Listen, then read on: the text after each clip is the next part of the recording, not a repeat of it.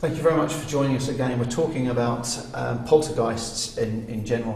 But now we're talking about orbs and energies of, or possibly balls of energy that can be seen and felt. And you were saying you've actually caught a ball of light that has a shadow, but also you could see it reflecting off of a skirt board. Well, we didn't actually catch it, unfortunately, but we have the details, we have the images.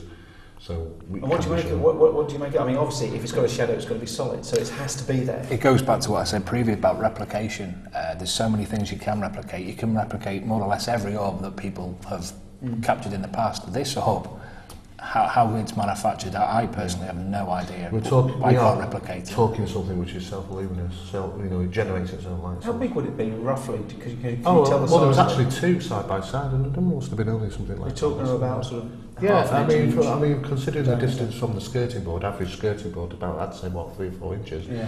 That they must have been only a couple of inches maybe away from the skirting board, and maybe a size of marble sizes. So 3/4 of an inch maybe. Yeah, there wasn't much size to them, but they were very, very bright. But I mean, during the Rochdale case, that poltergeist case, we didn't really get much in the way of balls of light and things like that there. We did have an apportation that took place. Apparently, a small statuette appeared in the middle of the lounge from, we don't know where it came from. We actually talked to the family to find out eventually where that came from. It came from a place in a different room completely. So, it would to get there, to traverse there. I mean, obviously people at home, the first thing they're going to, or there's some people at home are going to say, well, when have you moved it? Well, yeah, but the good thing is, though, we've done camera sweeps before. This is like we do in most investigations, we do camera sweeps to show where every single item is in that room. So we can go back on the tape and we say, that's where it's from. Yeah. It was on the corner. But isn't it the most annoying thing, and it's something we get it quite a lot, is when people say, something will happen in a room, and I go, why don't you have a camera there? And you go, well, because if we knew where the phenomenon was going to happen, trust me, we would have a camera. The difference is, Carl, between what we do and what you do, with all due respect, yours is for TV purposes, so people can quite easily say, you've done it for TV purposes. Ours actually isn't for TV. But we do an investigation that's shown on the TV. For argument's sake, we'll say that's the case. People can quite easily say, they faked it for TV purposes. On the other hand, if they did, we'd sue them because what have we got to gain from our own investigation? A lot. You've got a lot. Yeah, there are a lot of. You've got recognition. You get press. Lots of people. Yeah, but that's what we don't do. We'll only do media work if we're. I tell you that point. You're on here talking about it. You're on here talking about what you do. True. So that is a form of recognition. It's a form of. Yeah. Okay, I appreciate that. So all of it. Everyone can throw the fraud thing at anyone else who's doing this. I agree. But what I'm trying to say is, if there's me, Steve, 2 or 3 other members of the UPIA in the group, people I trust implicitly. Then what have we got to achieve by an report taking place, an object moving? And all I'm saying is a little bit easier. It's a little bit easier. It's a little bit easier for people to say in a media-driven organisation, it's best for them to show things that are taking place. Whereas in the UPIA map it, we're doing the TV programme with you now. But you are, because it's been mentioned here, it's part of this conversation, so it has been mentioned. So someone back then doing it, even if you talk about it, we are in a multimedia society, we can't help it, when we talk about internet, even if you publish any of your findings, you're on the internet, you will get that. You've got to never do that for people to believe you more. I mean, why? Because we try and give the information out to people. We want to do that, just as you want to do that. Exactly, and there's that point that I actually don't care what people believe or not. I know what's happened, as you guys do, but you've got to get the people at home who are going to sit there and go, when you moved it? Because they don't know you. You know who you can trust, and you know who you can trust. It's the same as I do. But there's that point that they go, well, one of you clearly moved it because you didn't catch it on camera, which is what we get. Yeah, I think we go to every single location that we do. We do a great deal of research. We go there, we do our camera sweeps. We go there, we lock off as many cameras as we're allowed to have. The only thing we're guided by, the same as you are, is a budget. But we're given a budget from a broadcaster. we don't have one. But that's exactly the point. And the budgets are smaller, and they're getting less every year. So basically, your equipment goes down. But if you want to fake something, you're not going to fake that moving there. If you're going to fake something, you're going to fake King Henry VIII popping up in the corner. Yes.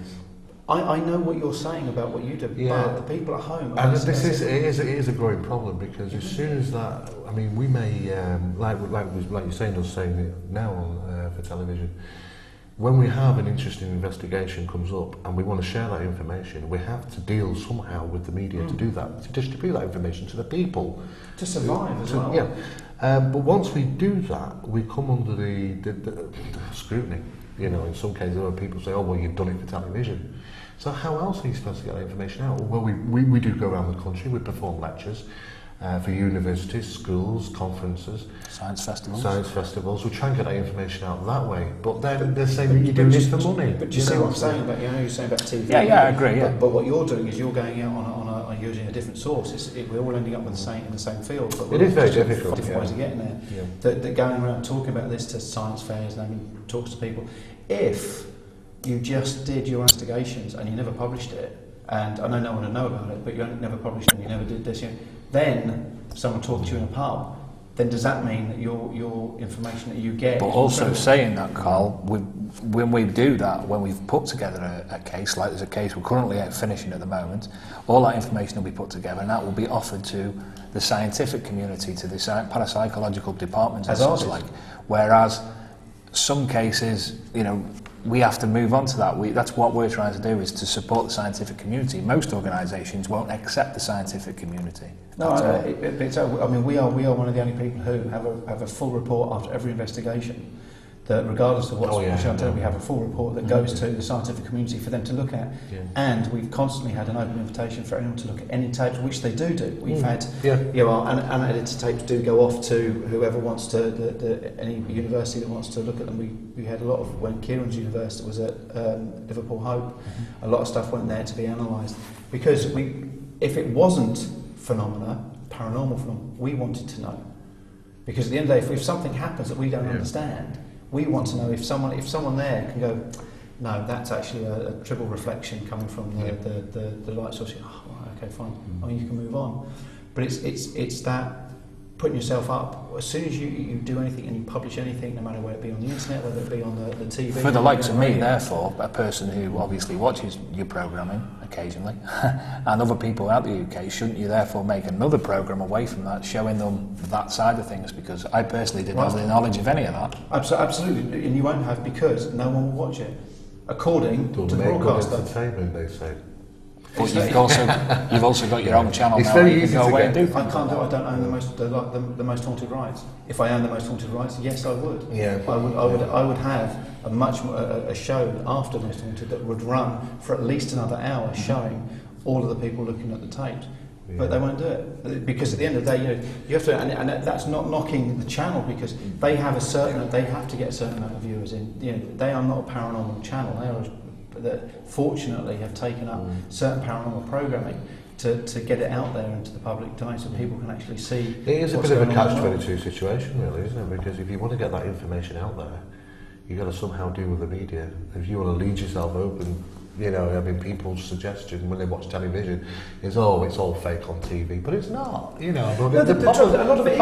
I mean, you've got some of the things are today, yeah. I mean, but then when you put something amongst it which is authentic, yeah, you're open to it. But that's why I've always said I've never cared what anyone actually thinks, because no one's there doing it with me. At the end of the day, I care about what people who are there saying. And we get things wrong.